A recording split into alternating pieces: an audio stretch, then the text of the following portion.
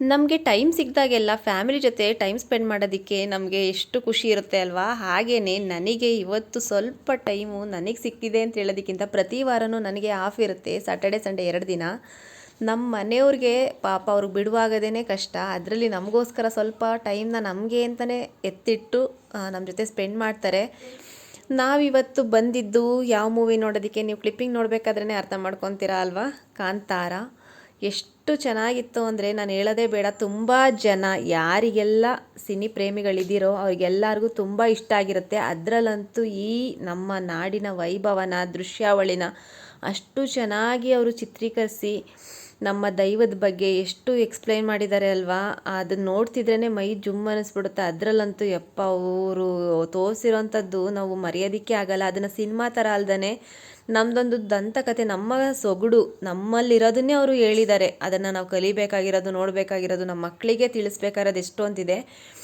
ಜೊತೆಗೆ ಅಲ್ಲಿಗೆ ಹೋದಾಗ ಏನು ಗೊತ್ತಾ, ನಮ್ಮ ಮಕ್ಕಳು ಯಾವಾಗ್ಲೂ ಏನಾದರೂ ಜಂಕ್ಸ್ ಫುಡ್, ಮಕ್ಕಳಂದ್ರೇ ಕಾಮನ್ ಅಲ್ವಾ, ಆ ಥರ ಎಲ್ಲ ಇಷ್ಟಪಡೋದು. ಆದರೆ ನಾನು ಸ್ವಲ್ಪ ಹೆಲ್ದಿಯಾಗಿರಲಿ ಅಂತ ಅಲ್ಲಿಗೆ ಹೋದಾಗ ತಿನ್ನೋದಕ್ಕೆ ಏನ್ಬಿಟ್ಟೆ ಅಂದರೆ ಫ್ರೂಟ್ಸ್ನ ತೊಗೊಂಡೋಗಿರ್ತೀನಿ.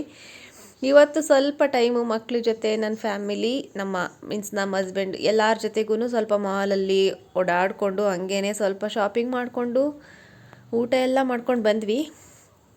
ಇವತ್ತೇನಕ್ಕೆ ಇಲ್ಲಿ ಕರ್ಕೊಂಡು ಬಂದರು ಅಂದರೆ, ಪ್ರತಿ ವರ್ಷ ಏನಾದ್ರೂ ಸೆಲೆಬ್ರೇಷನ್ಸ್ ಅದು ಇದು ಹಬ್ಬಗಳನ್ನ ಮನೇಲಿ ಮಾಡ್ತಿರ್ತೀವಿ, ಊರಲ್ಲಿ ಮಾಡ್ತಿರ್ತೀವಿ. ಆದರೆ ಈ ಥರ ಬರ್ತ್ಡೇ ಅಂತ ಬಂದಾಗ ನನ್ನ ಬರ್ತ್ಡೇಲಿ ಈ ಸಲ ನನಗನ್ನಿಸ್ತಾ ಇತ್ತು, ಪ್ರತಿ ಸಲ ಏನಾದರೂ ನಮ್ಮ ಮನೆಯವರು ಏನು ಬೇಕು ಅದು ಇದು ಅಂತ ಕೇಳ್ತಿರ್ತಾರೆ. ಈಗ ನೋಡಿದ್ದೀರಾ ಅಲ್ವಾ, ಗೋಲ್ಡ್ ಪ್ರೈಸು ಅಷ್ಟೊಂದಿದೆ. ಆದರೂ ಪಾಪ ನಮ್ಮ ಮನೆಯವರು ಅದಕ್ಕೆಲ್ಲ ನೀನು ತಲೆ ಕೆಡಿಸ್ಕೊಂಬೇಡ, ಹೇಳು ಹೇಳು ಅಂತಲೇ ಹೇಳ್ತಿರ್ತಾರೆ.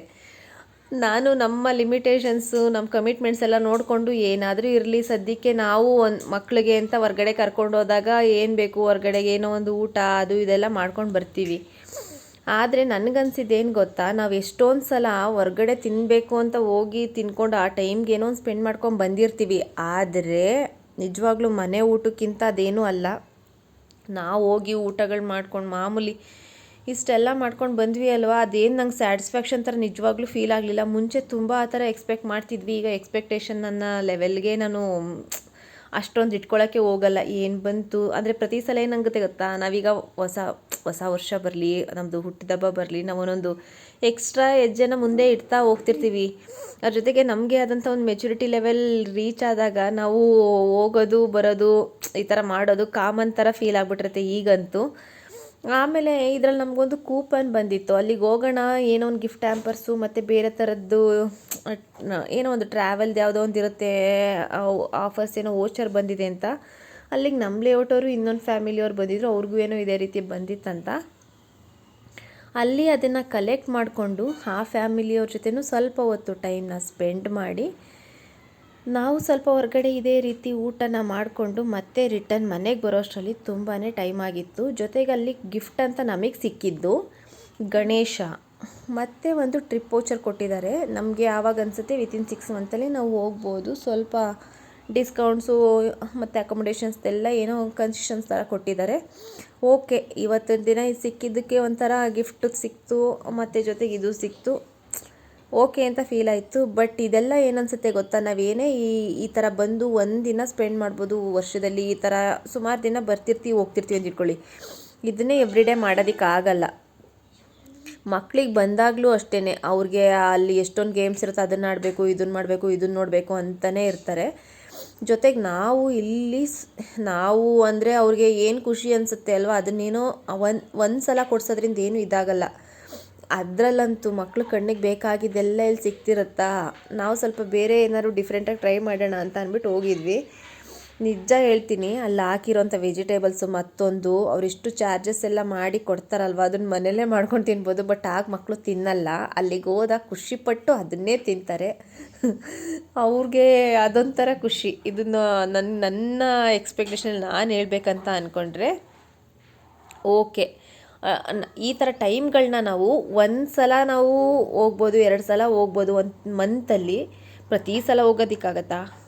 ಇಲ್ಲ. ಅಟ್ಲೀಸ್ಟ್ ಕರ್ಕೊಂಡು ಹೋಗಬೇಕು. ಹೆಂಗಿರುತ್ತೆ ಹೊರಗಡೆ ನೇಚರು, ಅಲ್ಲಿ ಯಾವ ಥರ ನಾವು ಡಿಸಿಪ್ಲಿನ ಕಲಿಸ್ಬೋದು, ಅಲ್ಲಿಗೆ ಹೋದಾಗ ನಮ್ಮ ಬಿಹೇವಿಯರ್ಸ್ ಹೇಗಿರುತ್ತೆ ಅದು ಕೂಡ ಮಕ್ಳಿಗೆ ತೋರಿಸ್ದಾಗ ಆಗುತ್ತೆ. ಇವತ್ತಿನ ದಿನದಲ್ಲಿ ನಾವೆಲ್ಲ ಥರನೂ ಆಯಿತು. ಆದರೆ ನನ್ನ ಫೇವ್ರೆಟ್ ಅಂದರೆ ಪಾನಿಪುರಿ ಮಸಾಲೆ ಪುರಿ.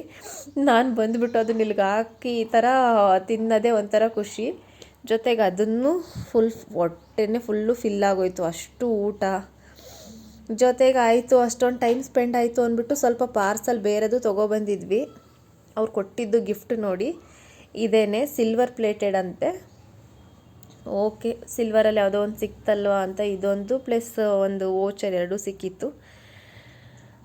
ಜೊತೆಗೆ ಮಕ್ಕಳನ್ನ ಹೊರಗಡೆ ಕರ್ಕೊಂಡೋದಾಗ ಅವ್ರು ಎಷ್ಟು ಆಟಾಡ್ತಾರೆ ಅಂದರೆ, ನಮ್ಮ ಚಿನ್ನಪ್ಪಿ ಅಂತೂ ಅವಾಯ್ಡೇ ಮಾಡೋಕ್ಕಾಗಲ್ಲ, ಅಷ್ಟು ಆಟಾಡ್ತಿರ್ತಾನೆ. ಅವನಂತೂ ಅಲ್ಲಿಂದ ಇಲ್ಲಿ ಇಲ್ಲಿಂದ ಅಲ್ಲಿ ಓಡಾಡ್ಕೊಂಡು ಬರೋವಂಥದ್ದು, ಅಯ್ಯಪ್ಪ ಹಿಡಿಯೋಕ್ಕಂತೂ ಆಗಲ್ಲ. ಆಮೇಲೆ ಟೈಮೇ ಆಗೋಗಿತ್ತು ಅಂದ್ಕೊಳ್ಳಿ ನಾವು ಬರೋಷ್ಟರಲ್ಲಿ. ಆದರೂ ಒಂಥರ ಡೇ ತುಂಬ ಅಂದರೆ ತುಂಬ ಚೆನ್ನಾಗೋಯ್ತು. ಯಾಕೆ ಅಂದರೆ ನಮಗೆ ಈ ಥರ ಟೈಮ್ ಸಿಗೋದೇ ಕಮ್ಮಿ, ಅದರಲ್ಲಿ ನನಗೆ ಸಿಗ್ತಿರುತ್ತೆ. ನಮ್ಮ ಮನೆಯವರು ಟೈಮ್ ಮಾಡ್ಕೊಂಡು ನಮಗೆ ಟೈಮ್ ಸ್ಪೆಂಡ್ ಮಾಡೋದು ಅಂದರೆ ಪಾಪ ಅವ್ರ ಕೆಲಸದ ಒತ್ತಡದಲ್ಲಿ ನಮಗೆ ಅಷ್ಟು ನಾವು ಕೇಳಿದಾಗ ಯಾವತ್ತೂ ಇಲ್ಲ ಅಂತ ಅವ್ರು ಹೇಳಲ್ಲ. ಅಂದರೆ ಪ್ರತಿ ಸಲ IB's ಹೋಟೆಲ್ ಇದು ನಾವು ಹೋಗಿದ್ದು.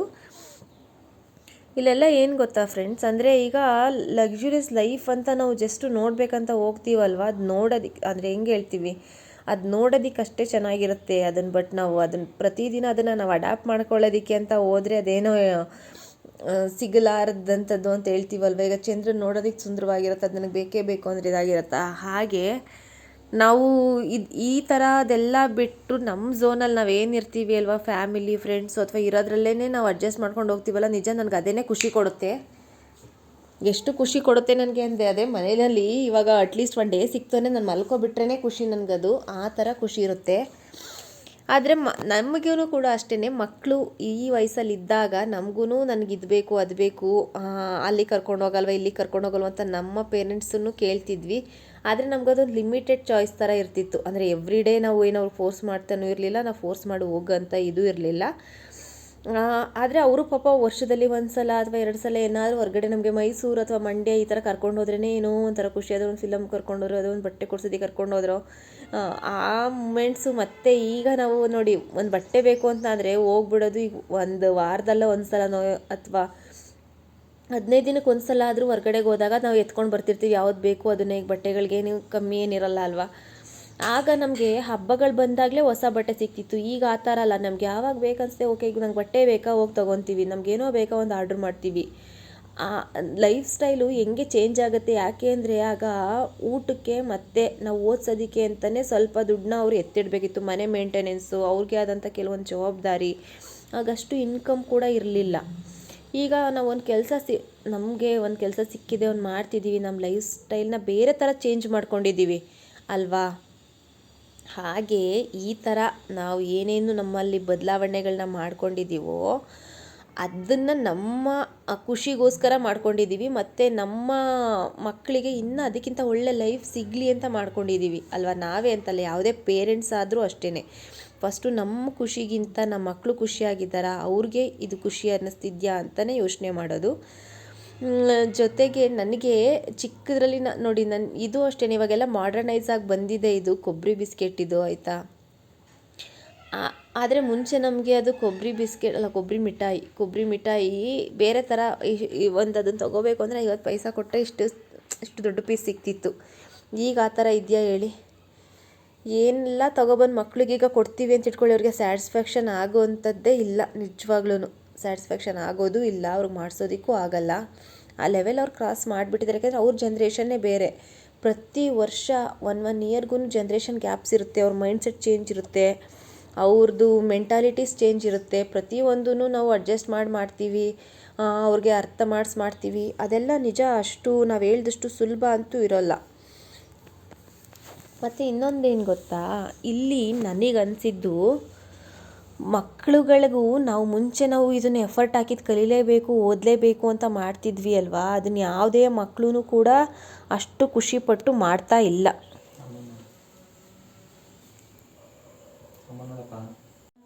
ಹ್ಯಾಪಿ ಬರ್ಡೇ ಅಮ್ಮ. Thank you.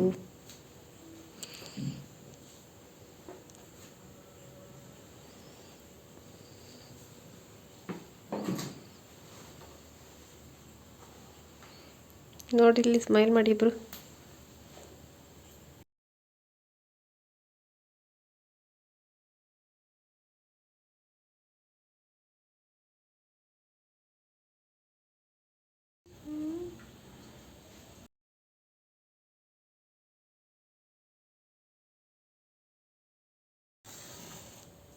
ಕೈಲಿ. Happy birthday to you. Happy birthday to you. Happy birthday to dear Mama. Happy birthday to you. May God bless you. May God bless you. Happy birthday to you. ಅಮ್ಮ ನಮಗೆ ಮಾಡ್ತಿದ್ಯಾ ನಿಮ್ಮ birthday ಇವತ್ತು. ಹೌದಾ? ಯಾರು ಹೇಳ್ಬೇಕು? ನಾವು ಏನಂತ? ಹ್ಯಾಪಿ ಬರ್ಡೇ ಅಮ್ಮ. ಇರೋ ತಿನ್ಸೋದಿರೋ ಇರೋ ಚಿನ್ನಪ್ಪಿ ತಗೋತೀನಿ ಬಿಡು. ತಾಳ ಮಾಡಿ ಮಚ್ಚ. ಅವನು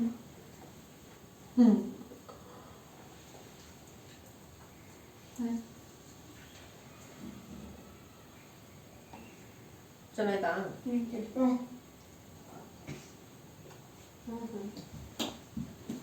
ಸಾಕು.